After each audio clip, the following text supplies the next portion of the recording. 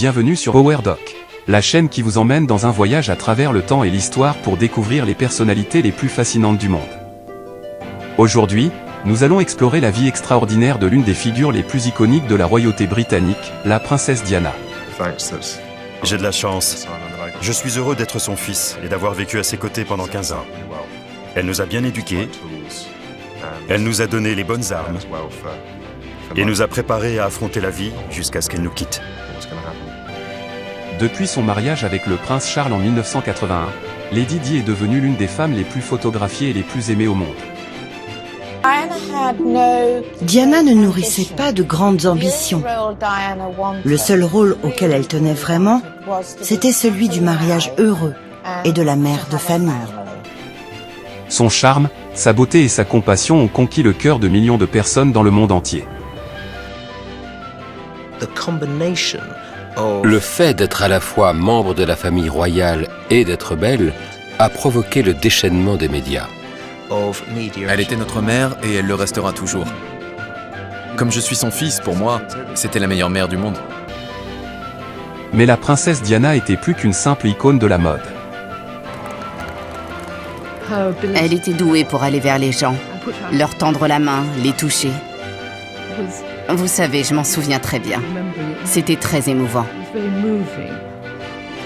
Elle était également une humanitaire dévouée, qui a travaillé sans relâche pour aider les personnes dans le besoin, en particulier les enfants malades et les victimes du VIH. C'est grâce à sa sensibilité et sa vulnérabilité qu'elle s'entendait si bien avec les gens qui traversaient des périodes difficiles. Je suis atterrée par le sort des jeunes gens dans la rue, les dangers auxquels ils s'exposent et leur vulnérabilité. Et bien sûr, la vie personnelle de la princesse Diana a été marquée par des moments de drame, de tragédie et de scandale. Elle avait une fausse idée de l'amour et du mariage. Elle pensait que l'amour, ça allait être comme dans les livres.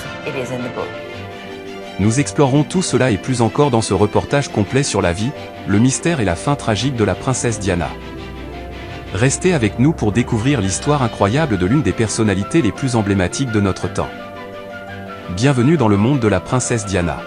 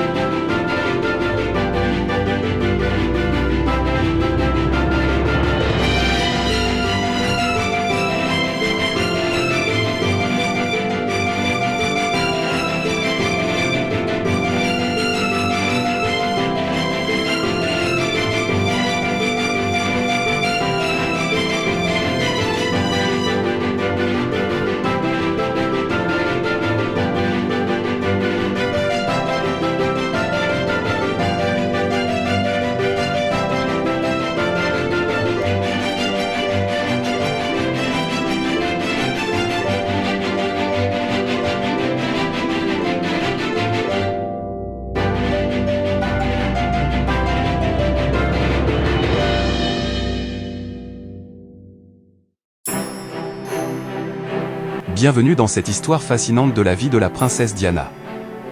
Avant de devenir l'une des femmes les plus célèbres du monde, Lady Di, comme elle était affectueusement appelée, est née Diana Spencer le 1er juillet 1961 dans le comté de Norfolk en Angleterre. Ses parents ont eu un mariage malheureux. Sa mère est tombée amoureuse d'un autre homme qui était marié. Elle a quitté le domicile conjugal en espérant que ses enfants la rejoindraient. Mais son mari l'a poursuivie pour adultère et elle a perdu la garde de ses 4 enfants. John Spencer était un proche de la famille royale. Il s'est débrouillé pour stopper l'action en justice de sa femme pour cruauté. Et il l'a accusée d'avoir déserté le domicile conjugal. Elle n'avait pas d'autre choix que de laisser ses enfants. Diana a pensé que sa mère ne l'aimait pas assez et ne voulait pas d'elle. Elle s'est sentie mal aimée, non désirée. Elle aura toujours peur ensuite d'être abandonnée, peur de ne pas être aimée. Elle aura par la suite un terrible besoin d'amour.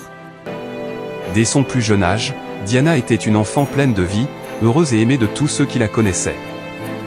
Diana aimait énormément les enfants Et je crois que je suis le premier dont elle s'est occupée. Ma mère a quitté le foyer quand j'avais 2 ou 3 ans. C'était la seule figure féminine dans ma vie. On passait beaucoup de temps ensemble. To become your liege man of life and limb, and of earthly worship. Elle grandit dans une famille aisée et aristocratique, où elle était entourée d'amour et de luxe. Diana avait un caractère plutôt effacé, calme. D'apparence, elle semblait timide. Son père avait une piscine. Diana était une excellente nageuse. Elle ne perdait jamais une occasion, quand il y avait des visiteurs, pour faire un sublime plongeon. Elle savait pertinemment qu'elle était douée. Le divorce de mes parents a été un moment difficile à passer pour tous les deux. Ça nous a laissé un goût amer et ça nous a beaucoup affectés. Ils ne se parlaient pas beaucoup. J'ai toujours eu le sentiment que la sœur avec qui j'avais grandi n'avait pas confiance en elle et qu'elle n'était pas heureuse.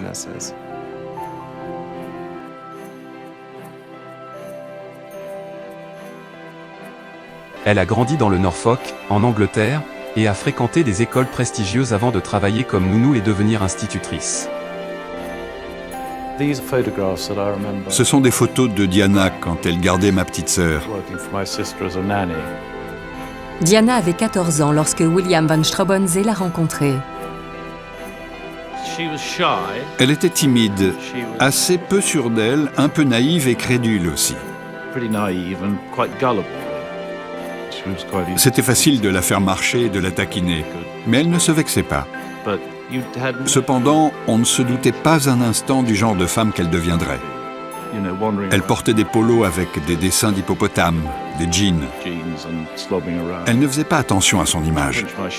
Elle me piquait même mes chemises car elle pensait que ça lui allait bien. Quand on la voyait seule dans son coin, elle lisait généralement un bouquin à l'eau de rose. C'était une grande rêveuse. Au fond d'elle, elle attendait le prince charmant. En 1980, Diana a rencontré le prince Charles, héritier de la couronne britannique, lors d'une chasse aux cerfs. Les 2 grands-mères de Diana, Lady Spencer, sa grand-mère paternelle, et Lady Fermoy, du côté maternel, étaient toutes 2 des dames de compagnie de la reine-mère, la grand-mère de Charles. Ce sont donc les grands-mères qui ont organisé la rencontre entre Diana et Charles.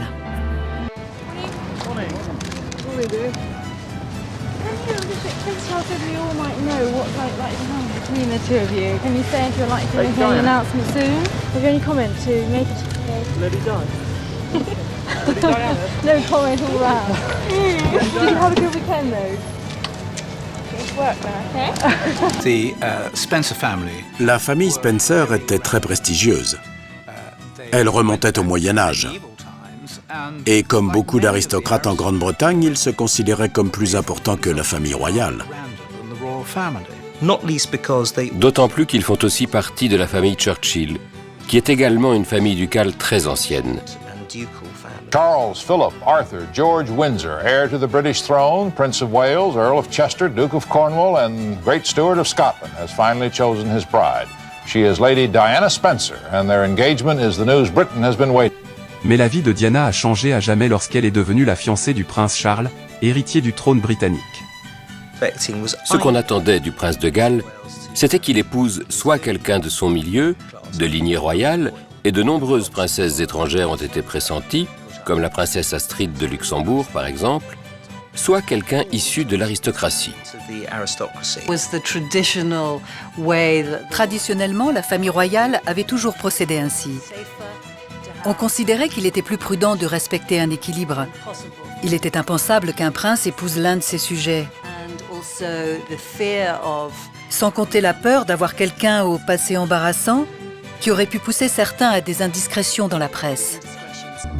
Le prince Philippe, le père de Charles, lui mettait la pression au sujet de Diana, pas de doute. Il lui a écrit une lettre où il lui disait « Le monde attend que tu l'épouses, donc tu vas te marier avec elle. » Ils se sont mariés l'année suivante dans une cérémonie somptueuse à la cathédrale Saint-Paul de Londres. Sur le papier, Diana était parfaite pour le prince de Galles. Mais en réalité, elle était trop jeune, trop naïve, trop peu éduquée et surtout trop fragile. Diana a épousé le prince Charles le 29 juillet 1981 dans une cérémonie grandiose qui a été regardée par des millions de personnes à travers le monde. Quand avez-vous su que c'était la bonne personne? Graduellement. À la fin de l'été, début de l'automne. Quand j'ai commencé à réaliser que toutes mes pensées allaient vers elle. Mais ce fut un processus graduel. Amoureux, j'imagine. Bien sûr. Oh, vous savez, qu'est-ce que ça veut dire être amoureux?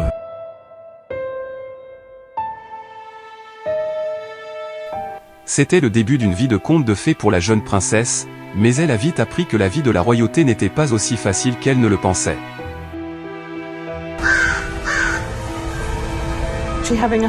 Elle a passé sa lune de miel dans ce château écossais avec sa belle famille, et ce n'était pas facile. La vie à l'intérieur de Balmoral n'a pas changé depuis la reine Victoria. Rien n'a changé. Le papier peint aux armoiries de la reine est le même. Le mobilier de toutes les pièces est exactement le même qu'à l'époque de la reine Victoria. L'emploi du temps, le protocole, petit déjeuner à 9h, déjeuner à 13h, le thé à 17h, dîner à 20h30, tous les jours. La cornemuse joue encore sous les fenêtres de la chambre de la reine à 9h tous les matins. Diana a dû se conformer à ce mode de vie archaïque, à ce monde moyenâgeux. La vie royale au quotidien était très codifiée et rigide. Ce n'était pas du tout la vie que Diana avait fantasmée. Elle fantasmait tout. Ça ne correspondait pas à son rêve. Diana n'a pas fait beaucoup d'études. Elle lisait peu. Elle était obsédée par les romans à l'eau de rose, ceux de Barbara Cartland surtout. Ils parlaient de princesses se mariant avec l'amour de leur vie, sur fond de coucher de soleil, très loin de la vie réelle. Elle a également été mère de 2 garçons, William et Harry. Quand on a retrouvé ces albums photos, il n'y a pas longtemps, une partie de moi voulait les regarder et l'autre partie voulait attendre de trouver le bon moment pour qu'on les regarde tranquillement tous les deux. Elle adorait prendre des photos. Elle faisait de beaux portraits d'ailleurs. On devine assez vite la personnalité de la personne photographiée. Mais c'est marrant car il y a peu de photos d'elle. Elle était derrière l'objectif. Oui, et c'est des photos de quand on était petit. Oui, il doit y avoir des photos de toi quand tu avais un jour et pareil pour moi. On nous voit grandir. En les regardant, on se rappelle des tas de choses. Quand j'ai commencé à regarder les photos, beaucoup de souvenirs me sont revenus. Cependant, le mariage de Diana avec le prince Charles était loin d'être parfait. Je pense qu'il n'était pas amoureux de Diana quand il lui a demandé de l'épouser. Mais il ne voyait pas ça comme un problème, car il pensait, assez justement, que l'amour peut naître de l'amitié. En tout cas, il l'espérait. Au cours des premières années de son mariage avec Charles, Diana a été confrontée à de nombreux défis et difficultés. Notamment la pression constante des médias et les tensions au sein de sa propre famille royale. Is there any possibility of any announcement of your marriage in the near future? Can you tell me? Can you tell me if there's any possibility? I'm not going to say anything. Right. Right. But Prince Charles did give us a hint himself. He said we wouldn't have to wait too long. Careful. He said we wouldn't have to wait too long. Was he completely off beam? Was he? Sorry. Was he completely off beam when he said we wouldn't have to wait too long? No. Prince Charles of Britain is perhaps the world's most eligible bachelor, early 30s, handsome, rich, and the heir to the British throne.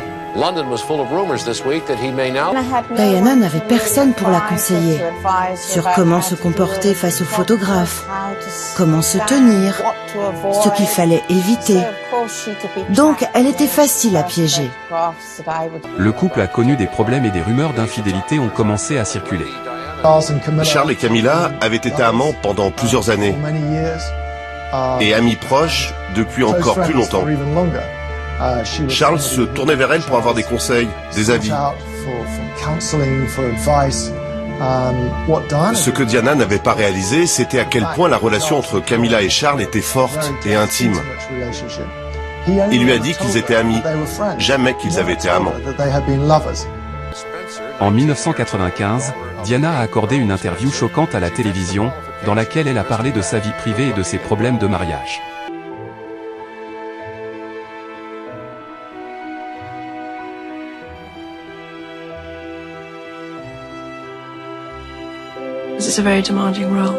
Être prince de Galles est un rôle extrêmement exigeant, et ça le sera encore plus d'être roi. Il y a plus de liberté à être prince de Galles que d'être roi.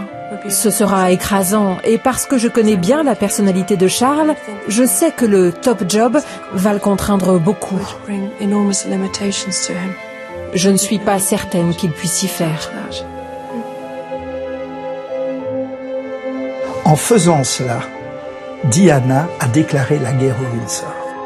La famille royale ne veut plus rien avoir à faire avec elle parce qu'elle a remis en cause le principe même de la royauté britannique qui est l'ordre de succession. Et donc la reine a dit c'est terminé. Il y a divorce et Diana ne fait plus partie de la famille. Elle ressentait le besoin d'expliquer pourquoi elle a fini dans cette situation désespérée. Elle pensait qu'en se confiant à moi, les gens comprendraient pourquoi elle agissait comme ça. Ce qui s'est passé, c'est quand l'équipe de Charles a gagné, il est allé chercher son prix auprès d'elle. Et il est retourné vers ses coéquipiers.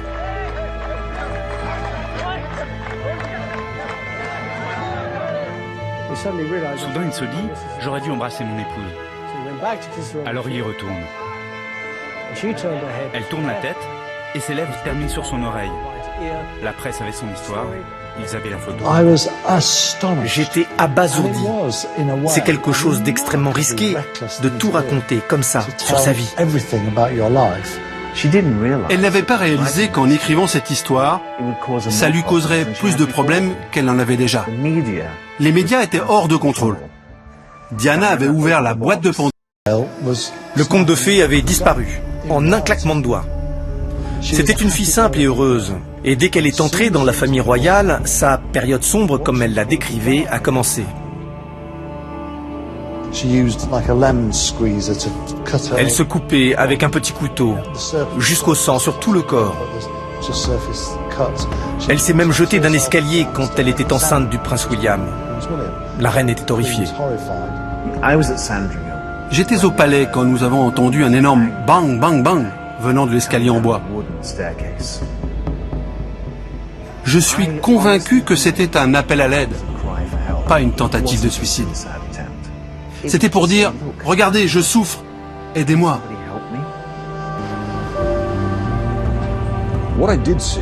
J'ai vu qu'elle souffrait beaucoup. Mais qui n'aurait pas été malheureux? Vous êtes membre de la famille royale. Votre vie entière est racontée quotidiennement dans la presse mondiale. Elle essayait de donner une bonne image, de montrer que tout allait bien. Mais ce n'était pas le cas. Il y avait des journalistes, et encore aujourd'hui, qui disaient que Diana était paranoïaque à propos de Camilla, et qu'elle avait tort. Ils pouvaient dire ça, mais moi j'étais là. Et c'est faux. Diana n'était pas paranoïaque. Elle était blessée et malheureuse. Et la vraie histoire n'a pas été racontée. Il y a eu un incident. Charles avait acheté des bijoux pour les femmes à qui il allait désormais devoir dire au revoir. Il voulait leur donner personnellement. Et il avait organisé des déjeuners pour ça. Et un des paquets était pour Camilla. Camilla tient un rôle capital dans cette histoire. Avec Camilla, Charles se sentait en confiance. Il se sentait vraiment à l'aise. Elle était sympathique, chaleureuse, drôle, décontractée. Tout le contraire de la famille royale. C'est ce qui explique pourquoi Charles se sentait si bien avec elle. J'ai rencontré Camilla à peu près à la même époque que le prince Charles. J'allais assister à des parties de polo à Smith Lawn, près du château de Windsor. Elle appartenait à un groupe de femmes qui elles aussi assistaient à ces parties de polo. La plupart d'entre elles étaient élégamment vêtues. Elles portaient des carrés Hermès, elles avaient des sacs Gucci. Camilla, elle, portait un vieux jean fermé par une épingle à nourrice.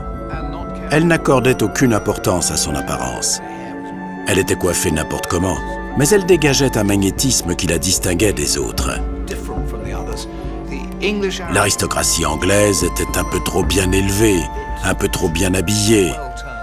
Elle était animale. Cependant, elle a su rester forte et a travaillé dur pour devenir une figure aimée et respectée dans le monde entier.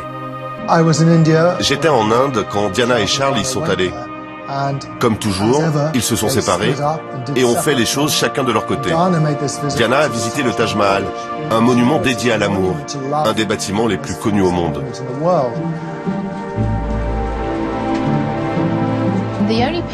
La seule photo que nous voulions, c'était elle, assise sur le banc, seule.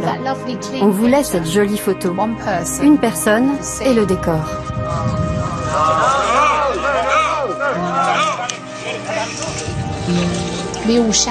On criait tous, poussez-vous, poussez-vous. On répétait aux gens, reculez, reculez, reculez.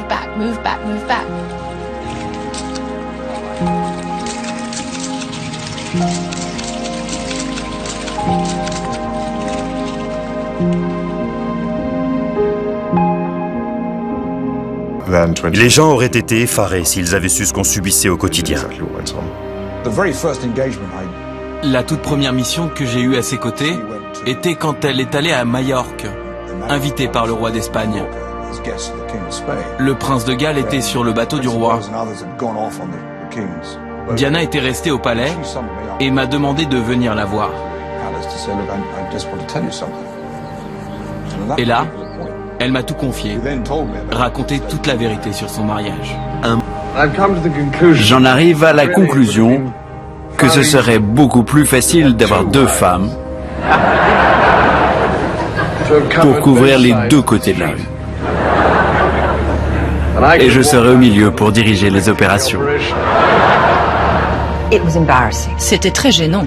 Charles riait, mais vous pouviez sentir que cela pouvait vraiment devenir un problème.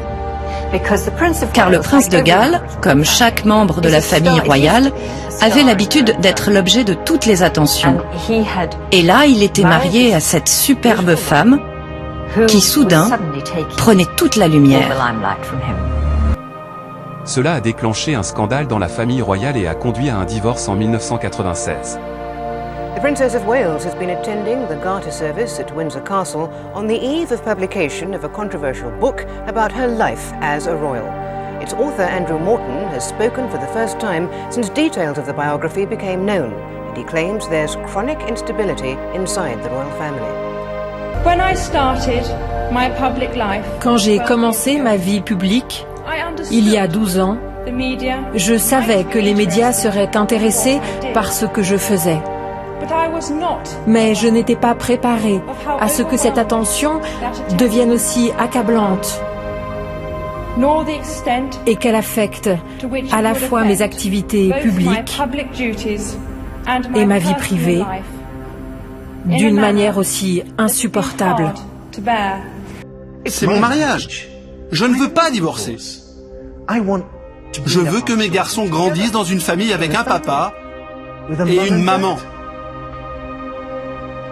C'est ce qu'elle voulait. Ce n'était pas ce que voulait la reine. La reine a gagné. La reine l'emporte toujours sur la princesse. This afternoon, the Princess arrived at St George's Chapel, Windsor, with other members of the royal family for the annual Order of the Garter service. The public gaze is on the Princess all the more because of the controversial book to be published tomorrow. Its author claims the Princess has been deeply unhappy for much of her married life and is on the horns of a dilemma about whether to remain in the royal family. Much has been made of Andrew Morton's allegation that the Princess attempted suicide on 4 or 5 occasions. I can't emphasize strongly enough the volatility of the situation inside. Le palais de Buckingham a le regret de vous annoncer la séparation du prince et de la princesse de Galles. Leurs Altesses royales n'ont pas l'intention... Quand nos parents se sont séparés, on passait sans cesse de l'un à l'autre. Mais on avait la sensation de ne pas assez voir notre mère et de ne pas assez voir notre père.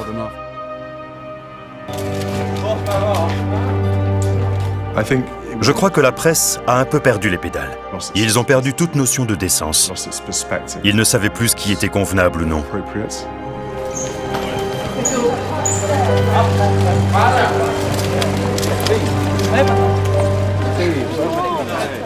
Imaginez, vous êtes la princesse de Galles et une mère de famille. Je ne crois pas qu'être poursuivi par 30 personnes à moto qui vous bloquent la route, vous crachent dessus, vous crient dessus, se comportent mal pour obtenir une réaction de votre part, jusqu'à faire pleurer une femme en public, je ne crois pas que ce soit décent. Malheureusement, je me souviens qu'elle pleurait à chaque fois que la presse devenait trop intrusive. Dehors. Dehors, dehors, Dehors. dehors, dehors, vous ne comprenez pas? Bon voyage. Non, je tiens à protéger mes enfants. Je crois qu'elle était consentante. La presse et les photographes, ça faisait partie du jeu pour elle. Elle apprenait très vite. Et rapidement, elle a vu son visage faire la couverture des magazines pour lesquels elle devait payer autrefois.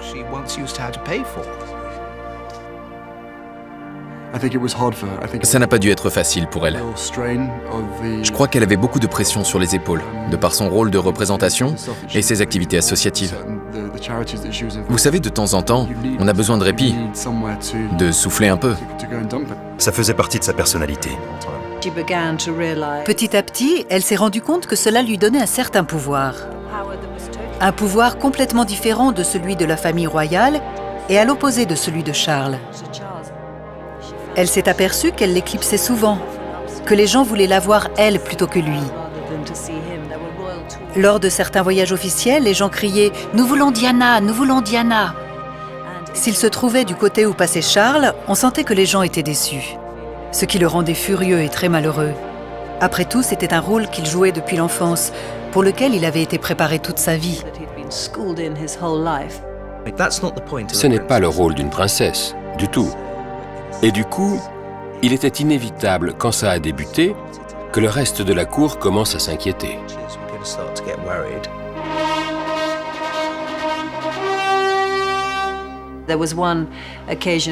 D'habitude, après une cérémonie d'ouverture du Parlement par la reine, la presse du lendemain commande son discours et le programme du gouvernement. Mais cette fois-là, c'est la nouvelle coiffure de Diana qui a fait les gros titres. Donc elle était tout à fait consciente que son apparence avait le pouvoir de créer l'événement. Diana a également utilisé sa position de princesse pour aider les autres, en particulier les personnes défavorisées et les enfants. Elle était intelligente. Elle savait ce qu'elle faisait. Elle a identifié un certain nombre de causes auxquelles elle voulait être associée. Des causes impopulaires au sein de la famille royale, pas convenables. C'est ce qui l'a amenée à la lutte contre le sida au milieu des années 80. La princesse de Galles n'a pas manifesté la moindre appréhension lors de sa visite à l'hôpital Middlesex. À cette période, le sida était considéré par certains comme un châtiment divin, qu'on pouvait attraper rien qu'en touchant un malade.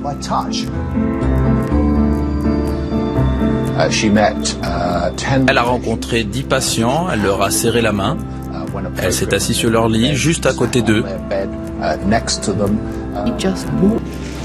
The princess met the staff, including Shane Snape, who is 28, a state-enrolled nurse, and himself a carrier of the AIDS virus. He's had it for 2 years. To reach out and touch. Le fait de toucher la main d'un malade du sida dans les années 1980, c'était vraiment révolutionnaire. Personne, et pas seulement dans la famille royale, n'aurait fait une chose pareille. Elle est entrée dans une chambre où se trouvait un jeune homme. Et elle a fait ce qu'elle aurait fait avec n'importe qui. Elle lui a serré la main. Et la photo a fait le tour du monde. Tout était planifié. Elle savait qu'elle allait faire ça. C'était très clair dès le départ. Cette photo s'est retrouvée dans les journaux du monde entier. C'est un moment très important parce que ça envoyait un message.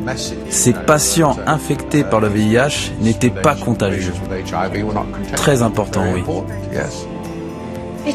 Il est difficile de trouver les mots pour décrire la solitude et le rejet dont j'ai été témoin et dont souffrent ces malades en fin de vie.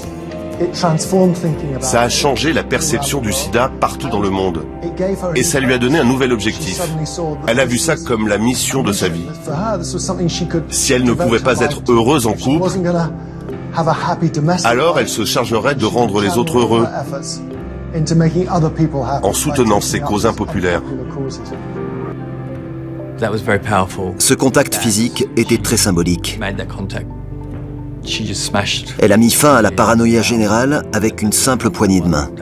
Elle a été une force de bien dans le monde, utilisant sa voix pour défendre les causes qui lui tenaient à cœur et pour inspirer les autres à faire de même.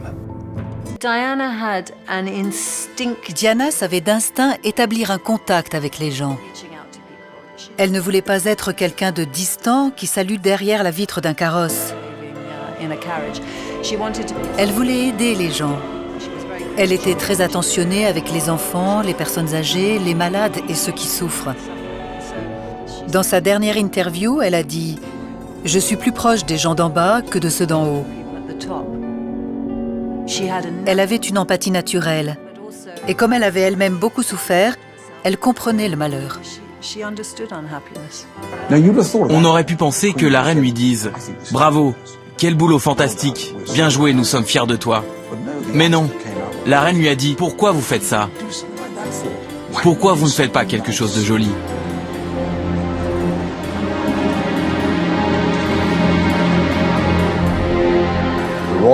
La famille royale aurait préféré que Diana continue à avoir des enfants, qu'elle aille à la campagne pour jouer avec eux, qu'elle ait un champ avec des poules et des chèvres, et qu'elle ne sorte que rarement. Mais Diana n'aurait jamais accepté ça. Une fois que le divorce a été prononcé, quand je l'ai vue, je l'ai trouvée beaucoup mieux. Elle était plus heureuse. Elle ne faisait plus partie de la famille royale. Elle s'est sentie libérée.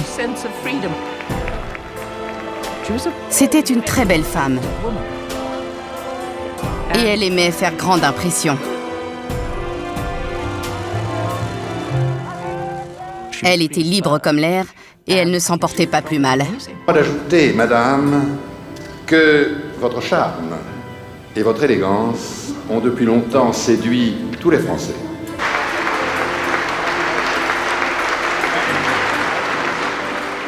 The second day of the visit to Washington by the Prince and Princess of Wales has seen thousands of people out on the streets to greet them.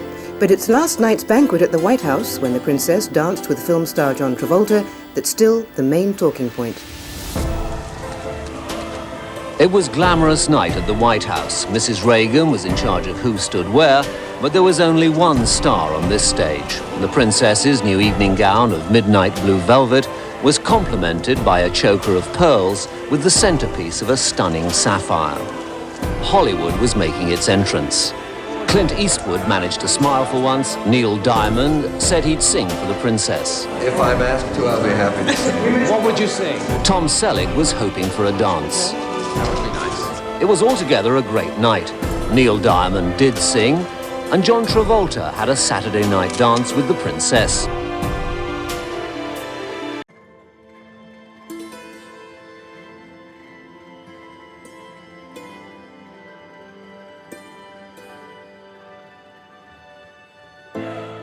Diana est devenue célèbre parce qu'elle appartenait à la famille royale.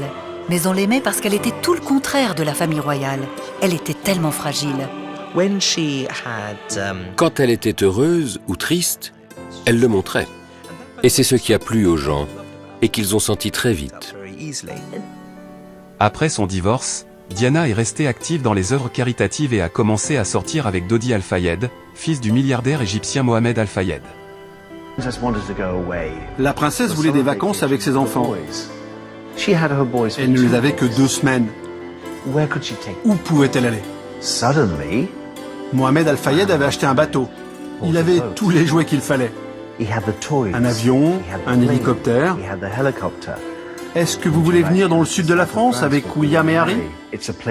C'était un formidable terrain de jeu, une belle opportunité pour Diana de passer du bon temps avec ses enfants. C'est pour ça qu'elle accepte. C'était de la provocation. Elle voulait être vue avec Dodi Al-Fayed, parce que ce n'était pas quelqu'un de fréquentable. Elle a dit « Je vais tous vous surprendre ». C'était presque comme un message adressé à l'establishment, signifiant qu'elle était allée encore plus loin que ce à quoi l'on s'attendait. Surtout en choisissant Dodi Al-Fayed, dont le père, déjà à l'époque, critiquait ouvertement l'establishment. Il était très controversé en Angleterre. Il possédait les magasins à Rhodes. Il était impliqué dans des scandales politiques. À l'époque, Fayed a toujours voulu rentrer dans l'establishment. Et évidemment, c'est pas un club. C'est pas parce qu'on a de l'argent et qu'on peut payer la cotisation qu'on peut être admis au club. Et ça, il en a ressenti une énorme frustration. En fait, il avait construit une espèce de roman entre son fils et Diana. Et c'est pour ça qu'il l'avait invitée à Saint-Tropez, à une période où elle était délaissée, où elle ne savait pas très bien où aller avec ses enfants. Et il a fait venir son fils. Et puis, par un concours de circonstances, il y a eu une histoire qui s'est nouée entre eux. Et Mohamed Al-Fayed en avait déjà tiré des plans sur la comète. Mohamed Al-Fayed était le maître des marionnettes. Il tirait toutes les ficelles. Son fils aîné, Dodi, était un playboy. Mohamed s'est dit, si je réussis à faire en sorte que Dodi et Diana se mettent ensemble et tombent amoureux, s'ils se marient, je peux devenir le beau grand-père du roi d'Angleterre. C'était une opportunité en or. Il avait tout pour réussir son coup. Il aurait bien aimé, en tout cas, que cette histoire se transforme. D'ailleurs, il n'hésitait pas à payer. Il payait une montre, il avait payé des bijoux, il avait carrément acheté un yacht, le Johnny Cal, qu'il a acheté en une semaine quand même. Et d'un seul coup, il les invite à venir au Ritz avec une arrière-pensée qui est de donner un petit peu de lustre au Ritz qu'il avait racheté une dizaine d'années auparavant. Donc, tout marche bien. Et puis d'un seul coup, patatras.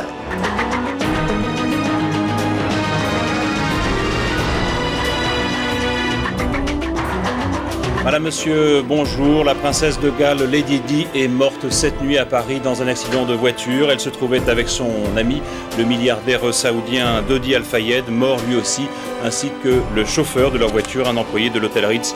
Lady Di et Dodi Al-Fayed étaient arrivés hier à Paris. Au sortir du Ritz, leur voiture, une Mercedes noire, a été prise en chasse par des paparazzis.